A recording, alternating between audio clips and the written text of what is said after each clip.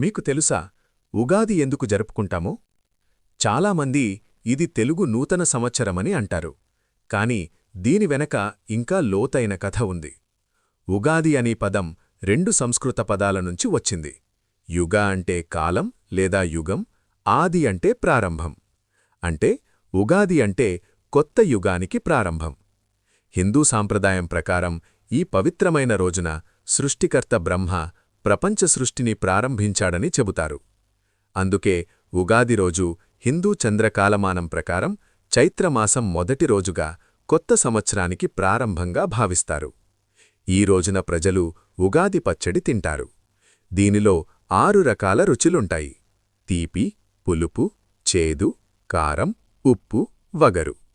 ఎందుకంటే మన జీవితంలో కూడా సంతోషం, దుఃఖం, కోపం, భయం, ఆశ్చర్యం, సవాళ్లు అన్నీ ఉంటాయి. ఉగాది మనకొక ముఖ్యమైన విషయం గుర్తుచేస్తుంది. ప్రతి సంవత్సరం ఒక కొత్త ప్రారంభం, ప్రతిరోజు కొత్తగా మొదలుపెట్టే అవకాశం. మీకు ఈ విషయం కొత్తగా తెలిసి ఉంటే లైక్, షేర్ చేసి ఇలాంటి మరిన్ని ఆసక్తికరమైన కథల కోసం సబ్స్క్రైబ్ అవ్వండి.